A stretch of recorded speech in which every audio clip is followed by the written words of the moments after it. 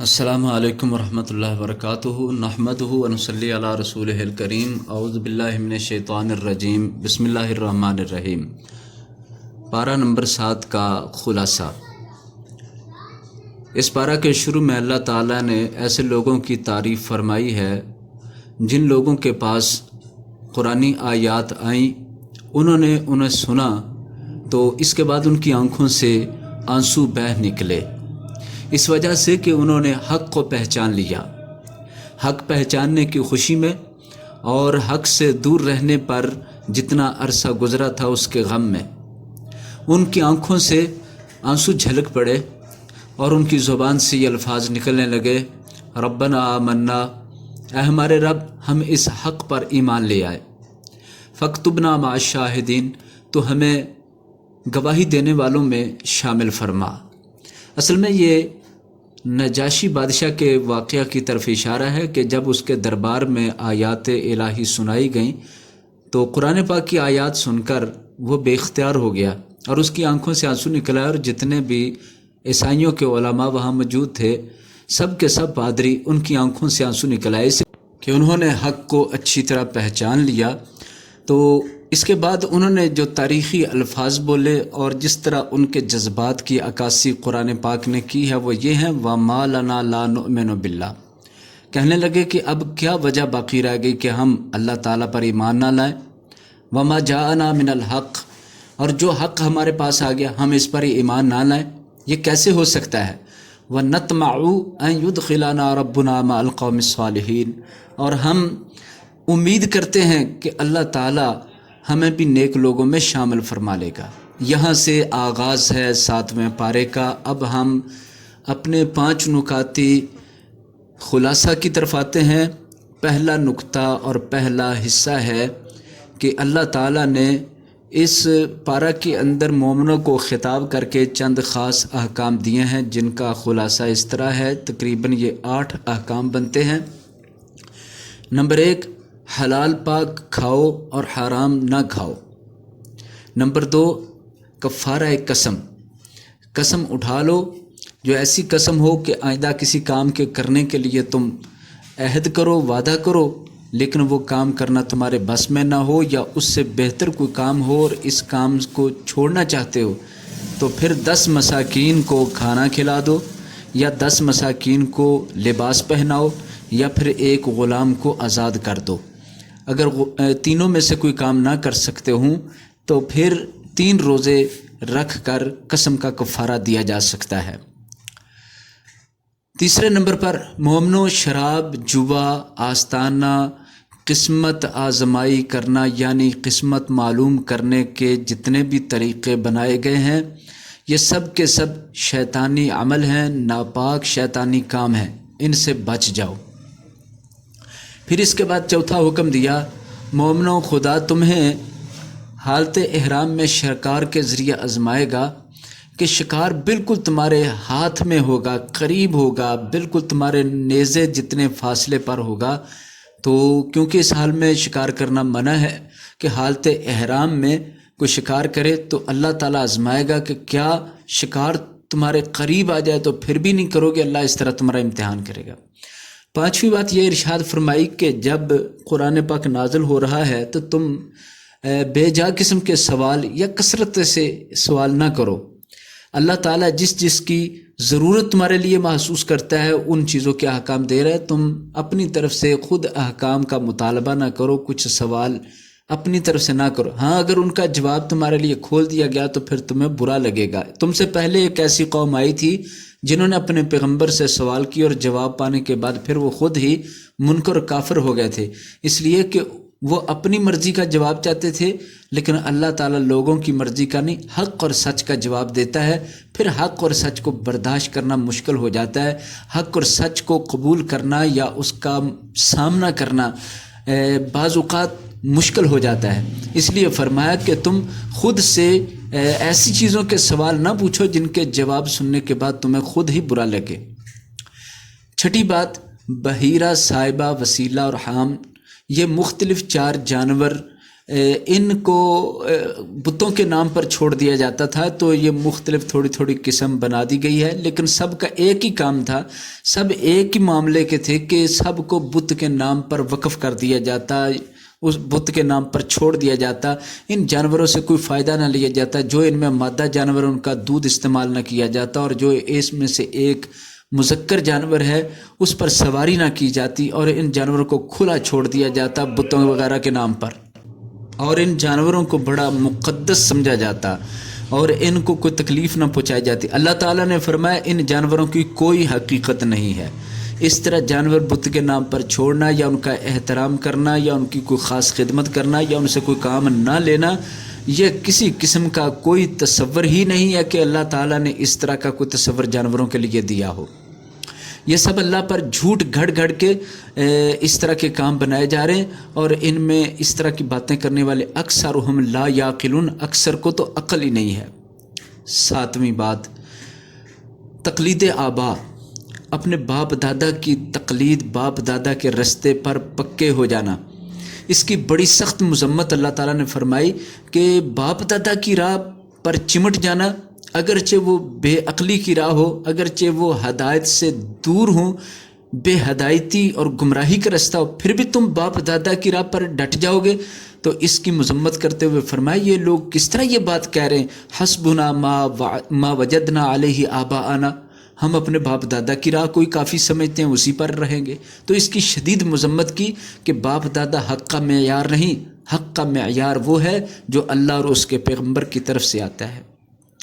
آخری اور پانچواں حکم جو پہلے حصے کے خلاصے میں تھا، اللہ تعالیٰ نے اہل ایمان کو مخاطب کر کے فرمایا علیکم انفسکم لا یضرکم من ضل اذا اہتدیتم، مومنوں دین کی تبلیغ کرتے ہوئے، دین کے دلائل اور دین کی وضاحت کرتے ہوئے، کتنی زیادہ کھلی وضاحت کر دینے کے بعد بھی اگر کوئی شخص ہدایت کی طرف مائل نہیں ہوتا تو اس کا نقصان تم پر نہیں ہے۔ جب تم خود ہدایت پر قائم ہو تو اپنی فکر آپ کرو اور اپنی ہدایت اور اپنا دین اس کو سلامت رکھو، دوسروں کو دعوت ضرور دو، لیکن دعوت کے نتیجے میں اگر وہ ساری دلیلیں دیکھنے پر، سب روشن ہونے پر بھی نہیں قبول کرتے تو ایسے لوگوں کا تم پر کوئی گناہ نہیں ہے۔ یہ تھا ہمارے اس پارے کے خلاصہ کا پہلا حصہ۔ اب ہم دوسرا حصہ اور دوسرا نقطہ 5 نکاتی خلاصے کا آپ کے سامنے پیش کرتے ہیں۔ اس کا عنوان ہے انبیاء سے محاسبہ۔ اللہ تعالیٰ نے اس پارہ نمبر 7 میں انبیاء سے محاسبہ کا ذکر فرمایا ہے کہ انبیاء کو قیامت کے دن اللہ تعالیٰ اپنے پاس کھڑا کر کے پوچھیں گے ماذا اجبتم، تمہیں اپنی اپنی امت اور قوم کی طرف سے کیا جواب دیا گیا تھا؟ تو سارے انبیاء یہ کہیں گے اللہ تو بہتر جانتا ہے۔ یہ کہنے کا مقصد یہ ہے کہ اللہ کے سامنے کسی کو بولنے کی جرت اور جسارت نہیں ہوگی، اللہ تعالیٰ کے روب کے اندر اللہ تعالیٰ کی ہیبت ان پر طاری ہوگی، جس بنا پہ کہیں گے کہ اللہ تو سب کچھ جانتا ہے۔ اس کے بعد عیسیٰ علیہ السلام کا اللہ تعالیٰ نے ذکر فرمایا کہ ان سے محاسبہ کس طرح ہوگا۔ اللہ تعالیٰ عیسیٰ علیہ السلام کو بلائیں گے اور انہیں اپنے انعامات یاد کروائیں گے کہ یہ میرے انعام تجھ پر ہوئے، تیری والدہ پر بھی بہت سارے انعامات ہیں، تو اے عیسیٰ آپ کو جو انعامات ہم نے دیے ہیں اس کے بارے میں پوچھا جائے گا کہ پھر تم نے اپنی قوم اور اپنے لوگوں کو کیا کہا۔ لیکن وہ انعامات جو ہیں تقریباً اللہ تعالیٰ نے بیان جو کیے ہیں وہ 9 انعامات ہیں، جن کا مختصر خلاصہ یہ ہے۔ اللہ تعالیٰ نے فرمایا کہ تمہاری مدد ہم نے روح القدس سے کی۔ دوسری بات، پنگھوڑے اور بڑھاپے کے اندر بولنے کی طاقت دی۔ تیسری، کتاب و حکمت تورات انجیل سکھائی۔ چوتھی، مٹی سے پرندہ بناتے تھے اور اللہ کے حکم سے اس میں پھونک مارتے تو وہ اصل پرندہ بن کے اڑ جاتا۔ نمبر 5، مادرزاد اندھے کو درست کرنا۔ نمبر 6، کوڑی کا درست کرنا۔ نمبر 7، مردہ کو زندہ کر لینا اللہ کے حکم سے۔ نمبر 8، بنی اسرائیل سے تم کو بچایا۔ نمبر 9، جب آپ کی قوم نے مائدہ کا مطالبہ کیا کہ ہم پر آسمان سے دسترخوان نازل ہو تو آپ نے اللہ سے جب درخواست کی تو اللہ تعالیٰ نے فرمایا انی منزلها علیکم، میں تمہارے اوپر وہ دسترخوان نازل کر دیتا ہوں۔ تو یہ 9 انعام جو اللہ نے عیسیٰ علیہ السلام کو عطا فرمائے اور ان کی والدہ پر بھی کئی انعامات فرمائے، تو فرمایا کہ اللہ نے آپ کی اتنی عزت رکھی، اتنی مدد کی، اتنی تقویت بخشی، اَأَنْتَ قُلْتَ لِلنَّاسِ اتَّخِذُونِي وَأُمِّيَ إِلَٰهَيْنِ مِن دُونِ اللَّهِ، تو کیا آپ نے لوگوں سے یہ کہا تھا کہ مجھے اور میری ماں کو معبود بنا لو اللہ کے سوا؟ اللہ تعالیٰ انعامات گنوا کر کیا محاسبہ فرما رہے ہیں کہ میرے تو انعامات اتنے زیادہ ہیں، اور آپ نے کیا لوگوں کو بتایا؟ آپ کے لوگ، آپ کے ماننے والے، آپ کا کلمہ پڑھنے والے تو آپ کو الہ بناتے رہے، آپ کی ماں کو بھی الہ بنا دیا تھا، کیا آپ نے یہ کہا؟ تو عیسیٰ علیہ السلام فرمائیں گے قال سبحانک ما یکون لی ان اقول ما لیس لی بحق، اللہ تو پاک ہے، میرے لیے لائق نہیں کہ میں ایسی بات کہتا جو حق نہیں رکھتی،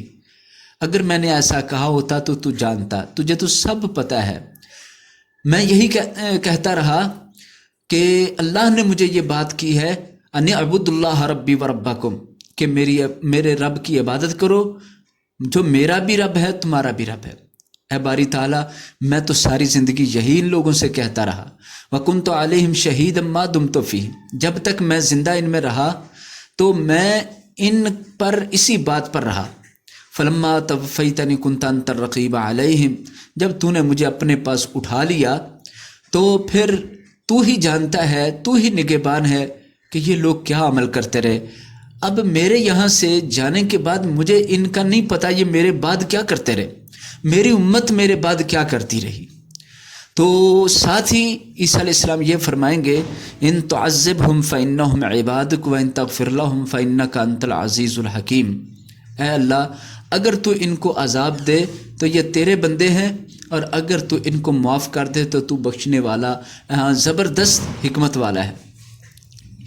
یہ آیت مبارکہ کا یا محاسبے کا آخری جو جملہ ہے کہ اللہ اگر تو عذاب دے تو تیرے بندے ہیں، معاف کر دے تو تو مرضی والا ہے، تو اس پر اللہ تعالیٰ نے فرمایا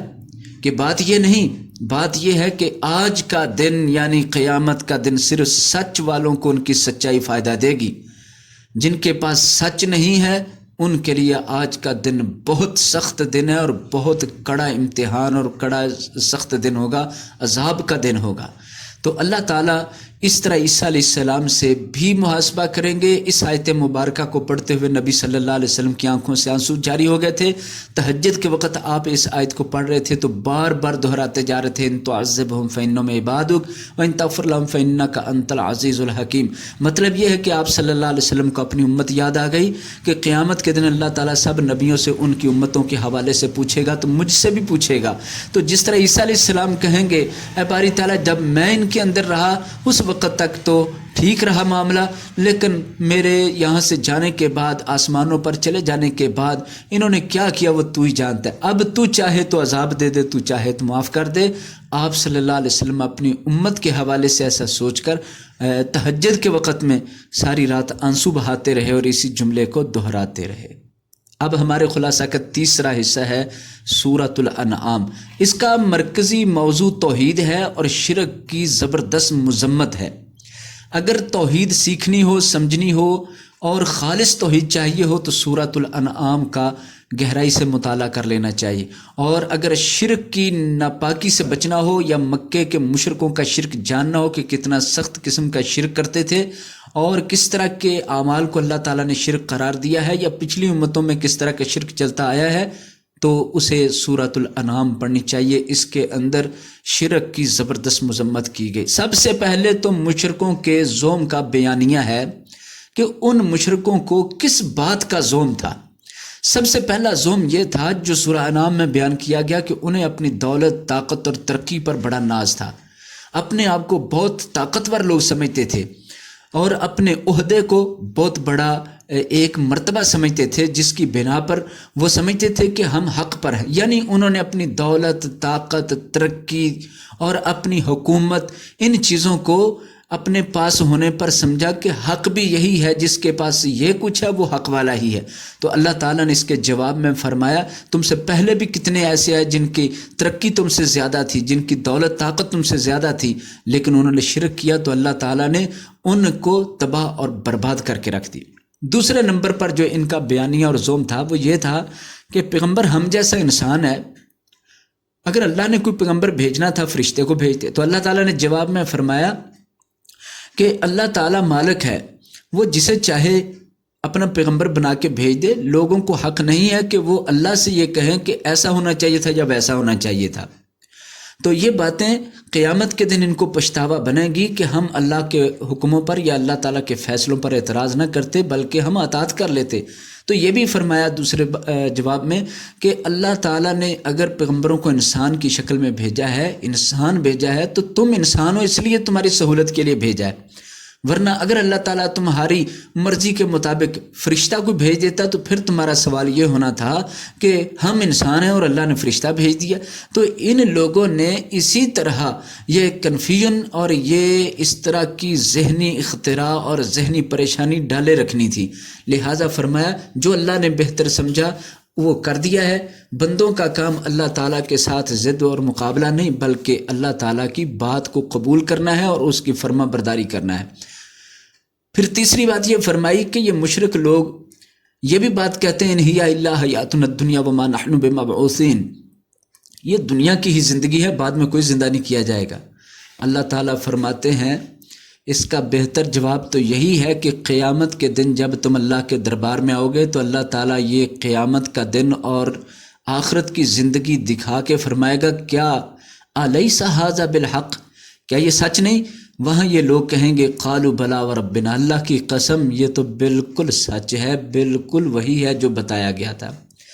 فرمایا یہ کچھ ہونا ہے۔ اور پھر جس دنیا کی زندگی کو کہہ رہے ہیں یہی زندگی اور اس پر اتنے نازاں اور فرحاں ہیں، اتنا خوش ہو رہے ہیں، وَمَا الْحَيَاةُ الدُّنْيَا إِلَّا لَعِبٌ وَلَهْوٌ وَلَلدَّارُ الْآخِرَةُ خَيْرٌ، جان لو یہ دنیا تو کھیل تماشے کا تھوڑا سا ٹائم ہے، اصل زندگی یا اصل جہان تو آخرت کا ہے، جو بہترین ہے وہ پرہیزگاروں کے لیے بہترین گھر ہوگا، وہ آخرت کا گھر جنت ہوگا۔ پھر چوتھی بات جو ان لوگوں کے دل میں یہ تھی کہ پیغمبر پر اعتراض در اعتراض کر کے پیغمبر کو پریشان کرتے، اللہ تعالیٰ نے پیغمبر صلی اللہ علیہ وسلم کا لوگوں کی باتوں سے غم زدہ ہونا اس کو بیان کیا اور فرمایا کہ اس کا جواب 3 باتوں میں دیا کہ نبی صلی اللہ علیہ وسلم کا غم ہلکا ہو جائے، کیونکہ جب بھی تبلیغ کرنے والا تبلیغ کرتا ہے اور سامنے والے لوگ اس کا مذاق اڑائیں اور اس کو جھوٹا قرار دیں اور اس پر ٹھٹھا کریں تو اور اس کی بات بالکل تسلیم نہ کریں تو بار بار کے اس عمل کے تکرار پر آخر وہ اس کے دل پر ایک غم چھا جاتا ہے، پریشانی بن جاتی ہے کہ یہ لوگ میری بات کو کیوں قبول نہیں کرتے۔ تو اللہ تعالیٰ نے اس کے جواب میں اس طرح فرمایا کہ اے پیغمبر صلی اللہ علیہ وسلم، آپ ان لوگوں کے جھٹلانے سے پریشان ہو گئے، یہ صرف آپ کو نہیں جھٹلاتے، حقیقت میں یہ اللہ کی آیتوں کو جھٹلاتے ہیں، ورنہ یہ آپ کو تو صادق اور امین مانتے ہی تھے۔ جس دن آپ نے پیغمبر ہونے کا اعلان کیا اور اللہ کے پیغام سنا، اس دن سے یہ ایسا کر رہے ہیں، تو یہ لوگ اصل میں اللہ کی آیتوں کو جھٹلا رہے ہیں، آپ کو نہیں جھٹلاتے۔ یہ زبردست طریقہ ہے آپ صلی اللہ علیہ وسلم کو تسلی دینے کا۔ پھر ایک اور طریقے سے تسلی دی کہ آپ سے پہلے بھی جتنے رسول آئے ہیں ان کو بھی جھٹلایا گیا، ان کے ساتھ بھی ٹھٹھا مذاق کیا گیا، لیکن ان سب نے صبر کیا۔ تو یہ آپ سے نہیں ہو رہا، پرانا ان منکروں کا کام ہے، ان مشرکوں کا، کافروں کا پرانا وتیرہ ہے کہ ہر نبی کے ساتھ ایسا کیا۔ بہرحال آپ صبر ہی کریں جس طرح پچھلے انبیاء نے صبر کیا ہے، کیونکہ آپ کو اللہ کا پیغام آگے پہنچانا ہے۔ اور تیسری بات کچھ اس طرح اللہ تعالیٰ نے ارشاد فرمائی کہ اگر آپ کو ان کا اعراض کرنا، حق سے منہ پھیرنا بہت سخت لگ رہا ہے تو آپ پھر خود ایک کوشش کریں، زمین میں بڑی سرنگ کھود کر کوئی خصوصی نشانی لا کر ان کو دکھا دیں، یا آسمان پر کوئی بڑی سیڑھی لگا کر اوپر سے چڑھ کے ایسی کوئی چیز لا کے دکھا دیں کہ یہ مان جائے، یہ پھر بھی نہیں مانیں گے۔ تو اس لیے آپ ان لوگوں کے نہ ماننے سے پریشان نہ ہوں، اگر اللہ چاہے وہ سب کو ایک لمحہ کے اندر زبردستی ہدایت دے دے، لیکن اللہ اپنے راز اور اپنے معاملے کی حکمت خوب جانتا ہے، اس کے حکمت کی گہرائیاں اسی کے پاس ہیں، کیونکہ جتنے اختیار ہیں وہ اللہ کے پاس ہیں۔ آپ کا کام تبلیغ کرنا ہے، آپ کا کام لوگوں کو سمجھانا ہے۔ آپ اللہ کے اختیار، اللہ کے ہدایت دینے یا نہ دینے میں آپ غور نہ کریں، اس بات پر آپ پریشان نہ ہوں، بلکہ آپ اللہ کے دین کی تبلیغ کرنے میں لگے رہیں جو آپ کی ذمہ داری۔ یہ تھا ہمارا تیسرا حصہ اس خلاصے کا۔ اب چوتھا حصہ ہے اس پارے کا، بیان توحید کا آغاز اور اس کا منفرد انداز۔ اللہ تعالیٰ نے سورہ انعام کے اندر 7ویں پارے کے اندر زبردست توحید کے دلائل دیے ہیں، اور ان کا آغاز آپ صلی اللہ علیہ وسلم کی ذات سے کیا جا رہا ہے کہ آپ پہلے اپنا تعارف کروا دیں اور اپنی طاقت اور قوت کے حوالے سے بتا دیں کہ لوگ آپ پر ایسے سوال کر رہے جیسے آپ کو وہ اللہ سمجھ کر، یا آپ نے کوئی خدائی کا دعویٰ نعوذ باللہ کیا تو آپ سے وہ پوچھ رہے ہیں کہ یہ بتائیں، وہ بتائیں، یہ بتائیں، آپ کے پاس خزانے، آپ فرشتہ کیوں نہیں، اس طرح کی باتیں بڑی بڑی کر رہے ہیں۔ تو آپ پہلے سب سے پہلے یوں فرما دیجئے، قُلْ لَا أَقُولُ لَكُمْ عِنْدِي خَزَائِنُ اللَّهِ، کہہ دیجئے میں یہ نہیں کہتا میرے پاس اللہ کے خزانے، وَلَا أَعْلَمُ الْغَيْبِ، اور نہ ہی میں غیب یعنی چھپی باتوں اور چیزوں کو جانتا ہوں، وَلَا أَقُولُ لَكُمْ إِنِّي مَلَكٌ، اور نہ ہی میں یہ کہتا ہوں کہ میں فرشتہ ہوں، إِنْ أَتَّبِعُ إِلَّا مَا يُوحَىٰ إِلَيَّ، میں تو خود اس وحی کا متبع ہوں جو میری طرف بھیجی جاتی ہے۔ اس کے اندر توحید کا زبردست اعلان کر دیا ہے کہ اللہ تعالیٰ کے ساتھ اللہ کا پیغمبر بھی شریک نہیں، نہ اللہ کے خزانوں کے اندر، نہ اللہ کے علم غیب کے اندر، نہ اللہ تعالیٰ کی ذات کے اندر کہ اللہ کے نور کے اندر آپ شامل ہوں، بلکہ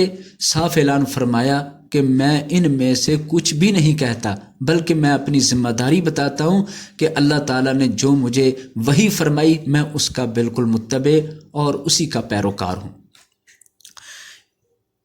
پھر اس کے بعد مزید فرمایا وَعِنْدَهُ مَفَاتِحُ الْغَيْبِ لَا يَعْلَمُهَا إِلَّا هُوَ، غیب کی چابیاں اللہ کے پاس ہیں، ان چابیوں کے حوالے سے، اس غیب کے حوالے سے اللہ کے سوا کوئی نہیں جانتا غیب کو۔ اور اللہ تعالیٰ کتنا جانتا ہے، وَيَعْلَمُ مَا فِي الْبَرِّ وَالْبَحْرِ، خشکی اور تری میں جو کچھ ہے اللہ جانتا ہے۔ وَمَا تَسْقُطُ مِنْ وَرَقَةٍ إِلَّا يَعْلَمُهَا، کوئی پتا زمین پر نہیں گرتا مگر اللہ کو اس کا بھی علم ہے۔ کائنات میں کتنے درخت ہیں، کتنے جنگلات ہیں بڑے بڑے، کوئی بھی پتا جب گرتا ہے تو اللہ کو پتہ ہوتا ہے۔ وَلَا حَبَّةٍ فِي ظُلُمَاتِ الْأَرْضِ وَلَا رَطْبٍ وَلَا يَابِسٍ، اور کوئی دانہ ایسا نہیں جو زمین کے اندھیروں میں ہو،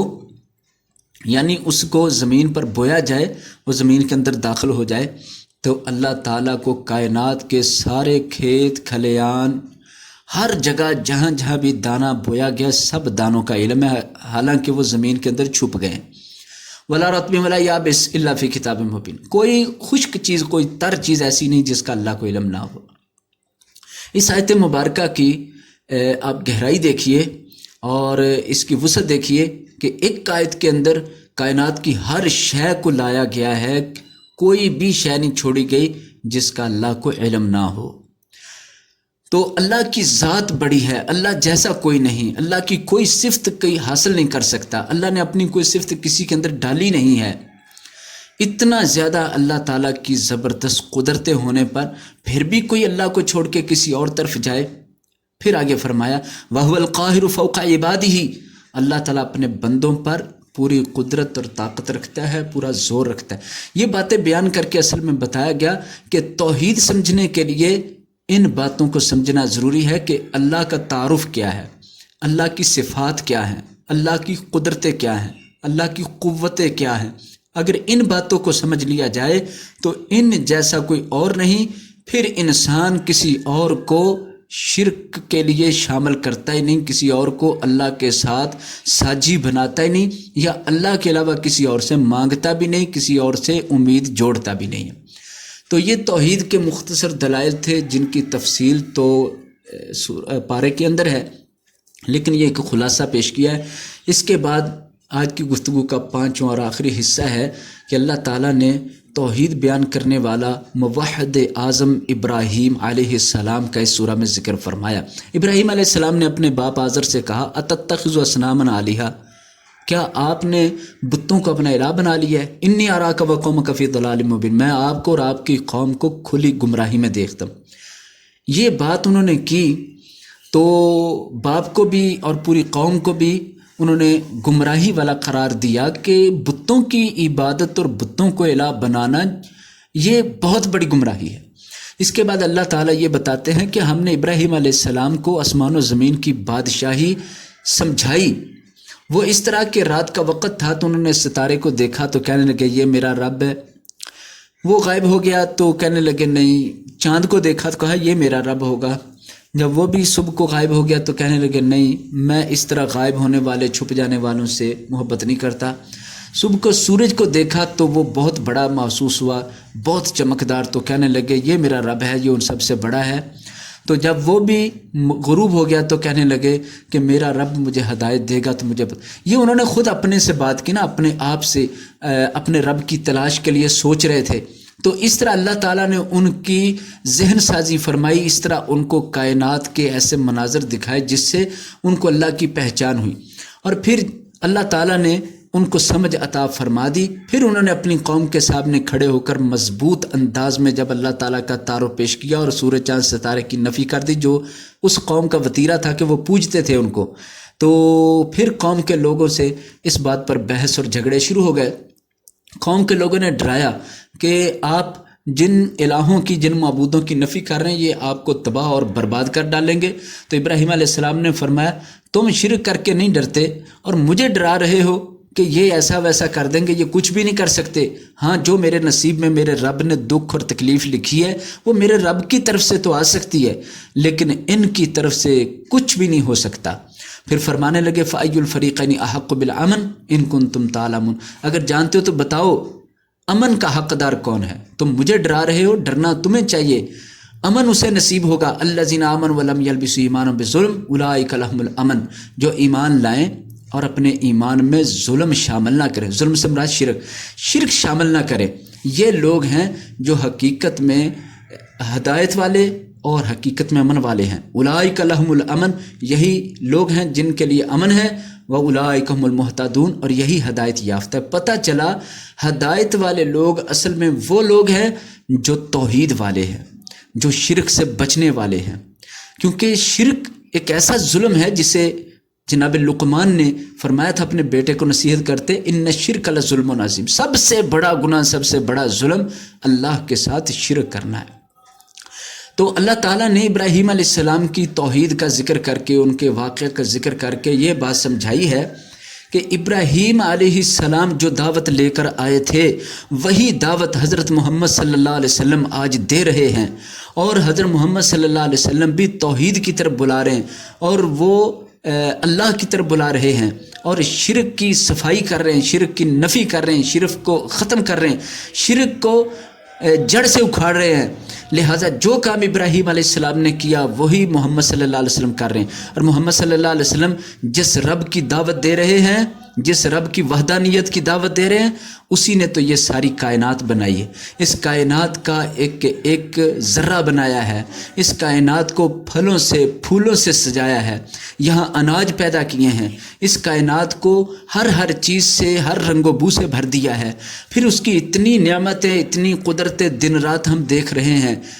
جس رب نے یہ کائنات بنائی، سجائی اور چلائی ہوئی ہے، اس رب کے ساتھ شرک نہ کرو، اس رب کے ساتھ کسی اور کو حصے دار نہ بناؤ، نہ اس کی صفت کے اندر، نہ اس کی کسی بھی خوبی کے اندر، نہ اس کی ذات میں، نہ صفات میں، نہ ہی اس کے اختیارات میں، بلکہ اللہ کو وحدہ لا شریک مانو،